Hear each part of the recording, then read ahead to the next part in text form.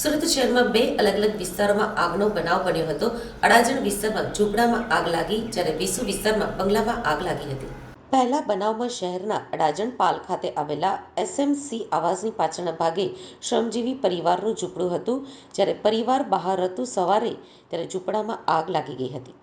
ઝૂંપડાની અંદર ફટાકડા હોવાથી જોતજોતામાં આગ ભીષણ બની ગઈ હતી અને આખા ઝૂંપડાને લપેટમાં લેવાની સાથોસાથ પાછળના ભાગે આવાસની ગેલેરીમાં નાખેલા કપડાં સહિત અન્ય સામાન પણ લપેટમાં આવી ગયો હતો. આ ઘટનાને પગલે સ્થળ ઉપર ભાગદોડ મચી જવા પામી હતી.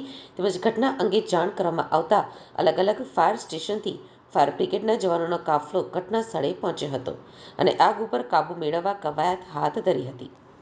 ફાયર ઓફિસર સંપત સુથારે જણાવ્યું હતું કે ઝૂંપડામાં આગ લાગી ત્યારે ઘર વખરી સહિત સામાન બળી ગયું હતું.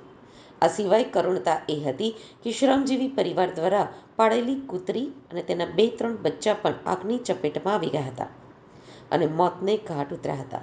પરિવારના સભ્યો મહેસાણા ખાતે આવતીકાલે બહેનના લગ્ન હોવાથી આજે સવારે લગ્નમાં જવા માટે નીકળી ગયા હતા. ત્યારબાદ આ ઘટના બની હતી. કોળ મળતાની સાથે જ ફાયર વિભાગની ટીમ ગણતરીની મિનિટોમાં જ પહોંચી ગઈ હતી અને આગ ઉપર કાબૂ મેળવ્યો હતો.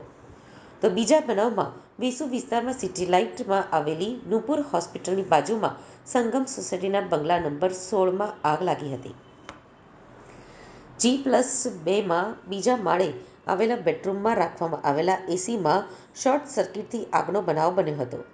સમગ્ર આગ અંગે જાણ કરવામાં આવતા ફાયર બ્રિગેડની મજૂરા અને વેસુની ગાડીઓએ ઘટના સ્થળે પહોંચી આગ ઉપર કાબૂ મેળવ્યો હતો. ફાયર ઓફિસર અક્ષય પટેલે કહ્યું કે કોલ મળતા જ ફાયર બ્રિગેડની ટીમ ઘટના સ્થળે પહોંચી ગઈ હતી.